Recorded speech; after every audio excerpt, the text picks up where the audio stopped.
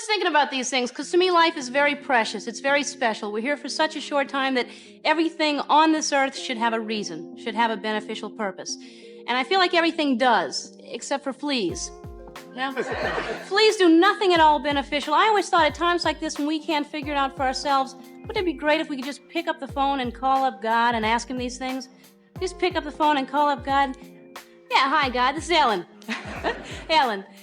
DeGeneres. DeGeneres. What's so funny? No, I never thought of that. It does sound like that, doesn't it? Ellen DeGeneres' career might be one of the clearest examples of how a shiny public image can completely fall apart once the truth starts peeking through the cracks.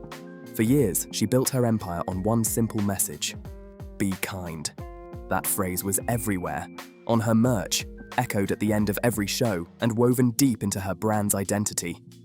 It became her trademark, her golden motto. But as time went on, whispers started spreading, and those whispers turned into headlines. Stories began popping up that painted a whole different picture, one that didn't match the friendly face millions saw on TV. When the gap between the image and the reality gets too big, something's bound to break. So today, we're diving into the rise, the charm, and the shocking unraveling of one of television's most talked about hosts. How did Ellen become a daytime legend? What did people say really went down when the cameras stopped rolling? And how did those two versions of her finally crash into each other? Before the talk show fame, Ellen had already made her mark as a fearless comedian. She dropped out of college to chase her dream full-time, grinding her way through tiny clubs, small-town gigs, and late-night appearances. Within just a few years, she was named one of the funniest female comedians in America, and even snagged a legendary spot on The Tonight Show. Tom had been very successful. It wasn't. It went downhill. It did make a difference. Huge. And then you had a very tough time. You couldn't get a job. What was that like? Not only couldn't get a job, couldn't get someone on a phone. I mean, they're literally, the show was canceled and no one called me. It was just, I found out, my assistant read it in the paper. I felt sorry for myself. I felt like this isn't fair. I thought people liked me, and why did this change anything? And I still am the same person, and everything felt horrible. Back in the 1980s, landing a spot as a standout stand-up comic was a huge deal, and Ellen did just that. Her style was totally her own, sharp, dry, and packed with clever observations. She had this quirky, self-aware charm that made her feel down to earth instead of untouchable, and audiences loved that. She didn't depend on wild shock jokes or cheap laughs. Instead, she spun comedy out of everyday frustrations, awkward moments, weird habits, and those tiny things everyone secretly thinks about but never says out loud. That's what made her so relatable and gave her mass appeal. Fans felt like they were right there with her, laughing at life's little messes. All that buzz opened the door to her own sitcom, Ellen, where she played a neurotic bookstore owner trying to figure life out with humor, chaos, and those famous long-winded rants that only she could pull off. The show was a hit. Critics loved it. It scored major awards, and it officially turned her into a mainstream TV star. But then came 1997, when the puppy episode changed everything. That's when her character came out as gay, a jaw-dropping, history-making moment that completely shook television. It was the first time a lead in a primetime sitcom had ever done that, and it marked a turning point in pop culture forever. That groundbreaking episode didn't just make history, it also stirred up some serious drama. Sure, it earned tons of praise and attention, but not everyone was ready for that kind of bold move back then. Some advertisers pulled their money, a few TV stations hesitated to air it, and before long, the show got cancelled. The fallout hit hard. By 1998, the industry had practically turned its back on her. Oh my God! What'd you do that for? I can't believe you'd want to watch this. She's our friend. That's disgusting. Wait a minute, where'd you get this tape anyway? I don't know, by the TV, from that box. That's Anita's box. Apparently. Ellen later admitted she felt completely blacklisted, like Hollywood had shut its doors overnight. That first storm didn't wipe her out, but it definitely froze her momentum. Then, out of nowhere, came her big comeback. In 2003, Ellen made a splash as the voice of Dory in Pixar's Finding Nemo. The movie was a massive hit, and her cheerful, scatterbrained character totally stole hearts everywhere. Dory's forgetful yet positive personality reminded everyone of the Ellen they used to adore, funny, light-hearted, and full of charm. It rebuilt her image and brought her back into family-friendly territory. And as if that wasn't enough, later that same year, on September 8, 2003, the Ellen DeGeneres show hit TV screens. It had all the classic talk show elements: celebrity interviews, live music, crowd games, but Ellen brought her own twist.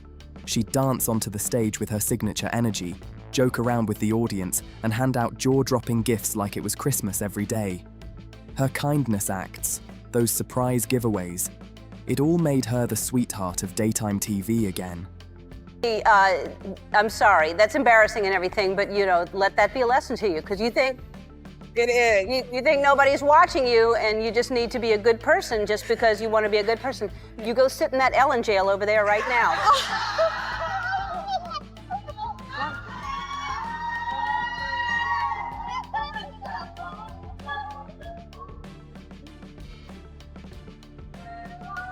No, you'll steal stuff back there. Come here, this way. Ellen's show quickly became the gold standard for feel-good TV. Huge checks for families in need, heartwarming surprises, and those viral moments that flooded early social media. Everything about it screamed positivity.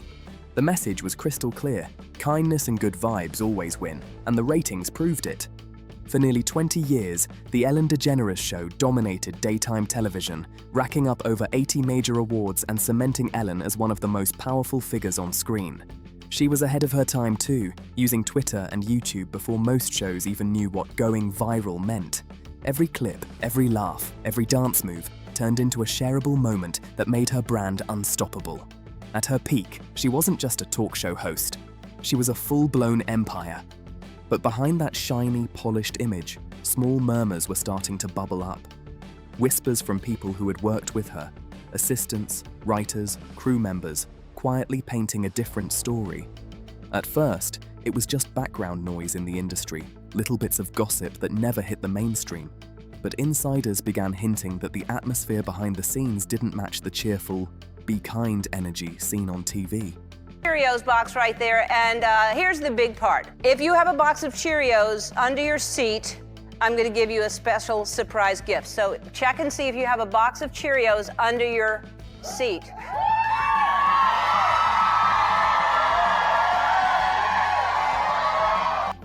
All right. So all of you got, isn't that interesting that what a coincidence all of you would get a box of Cheerios. You're all going to share this gift. It's the biggest gift I've ever given anybody, ever. And I hope you continue to pay it forward and share all the good. Hold on to your Cheerios, because all of you are splitting $1 million. One of the first real cracks in her image showed up in 2007 during the massive Writers Guild of America strike. While plenty of late-night hosts stood with their writers and shut down production in solidarity, Ellen made a controversial move. She kept filming. She crossed the picket line, explaining she wanted to protect the jobs of her non-writing staff who depended on the show to survive. But not everyone bought that explanation, and the backlash started to grow louder. To some people, Ellen's decision to keep her show running during the strike looked like smart, practical leadership, a boss protecting her team. But to others, it came off as putting ratings and revenue above solidarity. The backlash brewed quietly, and while it didn't completely tarnish her image at the time, it definitely left a mark. Not long after, another wave of whispers started surfacing. Who I am, I'm 35 years old. I'm so afraid to tell people. Susan, I'm gay. This time from someone who had worked behind the scenes. A former writer posted a blog describing what it was really like to work on the show, and the picture wasn't flattering. According to that account, Ellen could switch moods fast. One minute she was charming and funny in rehearsals, and the next, that warmth would disappear the second the cameras stopped rolling. The writer claimed she sometimes snapped at staff, throwing sharp criticism that stung more than it helped. Those moments, they said, revealed a side of Ellen that audiences never got to see. At first, stories like that didn't go viral. They hovered quietly in the background, brushed off as industry gossip.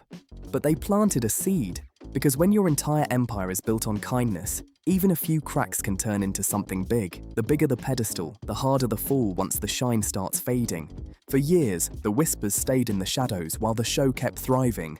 The giveaways rolled on, the laughter filled the stage, and the "Be Kind" slogan still wrapped every episode with that same polished glow. Are right there, and you may not think I need cue cards, but every single thing I'm saying is on the cue card. For instance, excuse me, my throat is so dry. Let me show you right here. We have...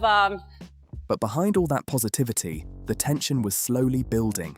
The difference between Ellen's public image and the private stories about her behavior was starting to get too obvious to ignore. By the late 2000s and into the 2000s, that gap only widened. Online clips started circulating, awkward interviews, tense exchanges, even moments where her jokes toward guests seemed a little too sharp. Viewers began noticing that the playful teasing sometimes crossed a line. And once people started questioning that kindness image, every little slip became headline material.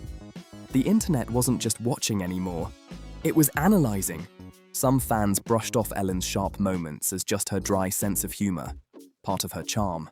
But others started wondering if those quick flashes of attitude were actually giving people a glimpse of who she really was behind the smile. And then came the now infamous gift shop segment, the one that really stirred things up. During that bit, audience members were told they could only take one item from the show's gift display. Allegation of a toxic workplace, you had to get rid of 3 top managers here. People went after you personally. Did that have anything to do with this decision? Well, it's certainly, if it was why I was quitting, I would have not come back this year, because everything happened, what you're talking about, is last summer. And honestly, I really did think about not coming back, because it was devastating. Because it started with me. It started with attacks on me and attacking everything that I stand for and believe in and built my career around. I am a kind person. I am a person who likes to make people happy. I am a people pleaser. This is who I am. There must be some truth to it, because it's not stopping. When one guest took more than allowed, Ellen called her out in front of everyone. On camera. It was supposed to be funny, maybe even playful. But to a lot of viewers, it didn't land that way. Critics said it felt more like public embarrassment than comedy, like there was a power imbalance hiding under all the laughter.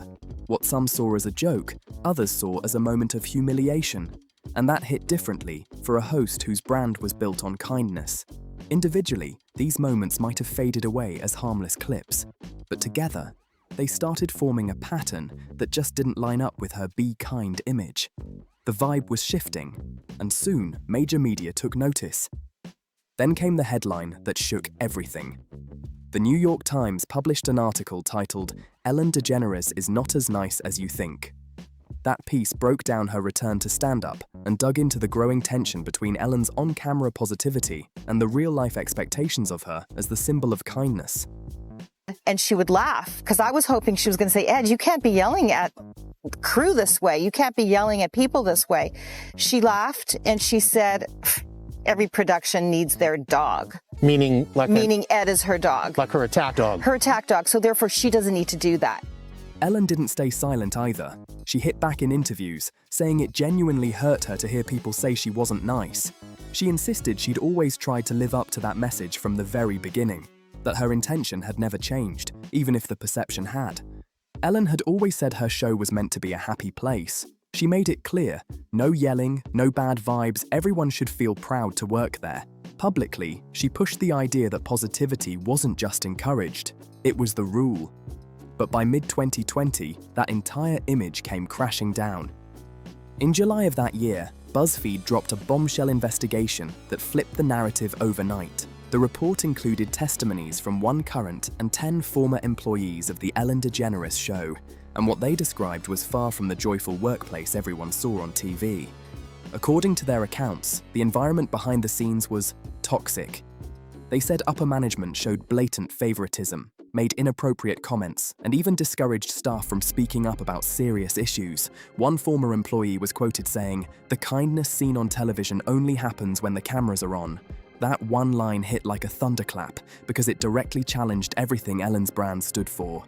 Others said they felt scared to raise concerns, worried they'd face backlash or lose their jobs if they did. And the most unsettling part, these weren't just stories about a few bad days. According to those accounts, it was the culture itself that was the problem. Even if Ellen wasn't personally behind every decision, she was still the face of it all, the symbol of that be kind empire. And when your entire reputation is built on positivity, people expect the reality to match the message. Then, as if that wasn't enough, a viral Twitter thread by comedian Kevin T. Porter sent the whole conversation into overdrive. He invited people to share their own stories about Ellen's alleged mean behavior, and the thread exploded. So sorry that it's come to this. I really don't know what to say other than this has gone on way, way, way, way too long. People have gotten away with murder, and that's what's happening. Hundreds of users started posting anecdotes, and suddenly the internet couldn't stop talking about it.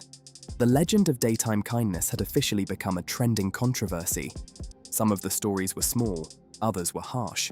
But together, they kept feeding the growing belief that Ellen's off-screen behavior didn't match her on-screen charm. As the backlash exploded across social media, things got serious fast. Warner Media stepped in and launched a full-scale internal investigation into the show's workplace culture, and that's when everything started to unravel. The inquiry uncovered enough to lead to the firing of 3 senior producers, a huge move that showed the network was taking the accusation seriously. For many, it felt like the beginning of the end for the show, as everyone knew it. The image of a happy, upbeat set was cracking wide open, and suddenly, the empire built on kindness didn't look so kind anymore. Shortly after, Ellen broke her silence in a memo to her staff. In it, she doubled down on her original vision, saying she always meant for the show to be a place filled with respect and positivity. But she also admitted that as the show grew, she had started relying more on others to handle the daily grind. And somewhere along the line, things had changed. She apologized directly to her employees and promised to take real action to fix the problems moving forward. Then came her public apology, right at the start of the new season. The mood was completely different, calm, serious, and emotional. Ellen faced her audience and said she'd learned about what was happening behind the scenes and took full responsibility for everything that went wrong under her name. Totally different. She would only speak to the audience when the cameras were rolling. As soon as they turned the cameras off, she would not even acknowledge the audience. To some, her words felt heartfelt, a genuine attempt to make things right, but others weren't convinced, saying the damage was already done. By that point, the controversy had changed Ellen's public image forever. What once sounded like whispers and online gossip had turned into front-page news. The world couldn't ignore the contradiction anymore. A show built on kindness, accused of being the opposite. And once that illusion shattered, rebuilding trust became almost impossible. When your whole brand is built on kindness, credibility isn't optional. It's everything. Many viewers saw Ellen's on-air apology as more of a PR move than a real moment of accountability.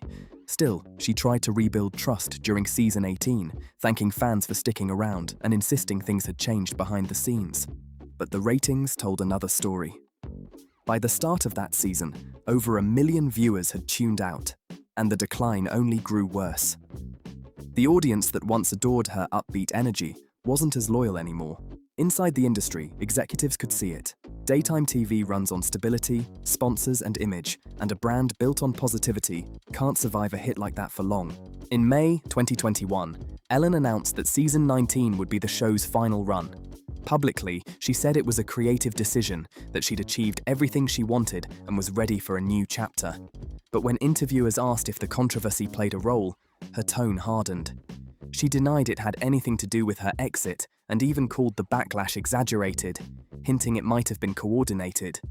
That defense didn't land well. It was about healing my childhood wounds. I thought if I could make people happy, then they'll like me. And if they like me, I'll feel good about myself. And all I can say about that is thank God for the money. Critics pointed out that investigations had confirmed workplace issues and top producers were fired. Ellen continued to say she hadn't been fully aware of what went on behind the scenes. But for many, that only deepened the cracks in her once golden image. To many, Ellen's explanation just didn't hold up. She wasn't only the host, she was the executive producer and the face of the entire brand. Her name was on the show, her image was its identity, so people couldn't understand how such deep issues could go unnoticed for so long. Online, that skepticism was loud. Viewers and former staff pointed out that being cheerful for celebrity guests on camera didn't mean the same warmth existed behind the scenes. It's easy to smile under studio lights. It's harder to keep that energy alive once the cameras stop rolling. The real problem wasn't just the allegations, it was the disconnect. Ellen treated the controversy as a one-time mess, a management failure that spiraled out of control. But critics and former employees saw something deeper. A cultural problem that reflected the tone set at the top. And that difference mattered. If the Be Kind message had been real at its core, then the workplace should have mirrored it. And the fact that it didn't made people question how much of that kindness was genuine and how much was just for show. When the talk show finally ended, the narrative didn't disappear. It evolved. Old rumors started to feel like puzzle pieces that finally fit together. The cracks had always been there. Now, they just couldn't be ignored. Today, I am announcing that next season, season 19, is going to be my last season. So, the past 18 years, you have to know, has changed my life. You all have changed my life. And I am forever grateful to all of you for watching, for laughing, for dancing, sometimes crying. This show has been the greatest experience of my life. In 2024, Ellen tried to reclaim her story with a stand-up special called For Your Approval. It was meant to be open and self-reflective, but it didn't land that way. She touched on the controversy, even joked about it, yet many felt her tone was defensive, not honest. Instead of deeply unpacking what happened, she brushed past it, pushing back against how she'd been portrayed. Critics called the special dismissive, and reviews were mixed to negative. Another wave of online backlash followed. By that point, the conversation around Ellen wasn't about single scandals anymore. It was about her legacy. For nearly 2 decades, her show had defined daytime TV, turned viral moments into cultural touchstones, and made her one of the most recognizable hosts in the world. But when the curtain finally closed, the story that remained was far more complicated than anyone expected. When Ellen's Be Kind image crumbled, her entire legacy shifted. Stepping away from the daily spotlight also meant stepping away from the version of herself that had shaped her for nearly 20 years. Without the talk show format, no dancing entrances, no surprise giveaways, no perfectly edited moments of kindness, what was left was just Ellen, raw and unfiltered. It's been going on. Oh yeah, I got kicked out of show business. And that contrast defined everything. When your success rests on a moral slogan, your credibility is your empire. Once that cracks, no number of awards or years on air can patch it back together. Ellen didn't vanish overnight. Her fall was slow but permanent. What once looked like effortless positivity began to feel staged. That warm, universal charm started to seem conditional. In the end, the very slogan that built her career, "Be kind," became the same standard she was judged by.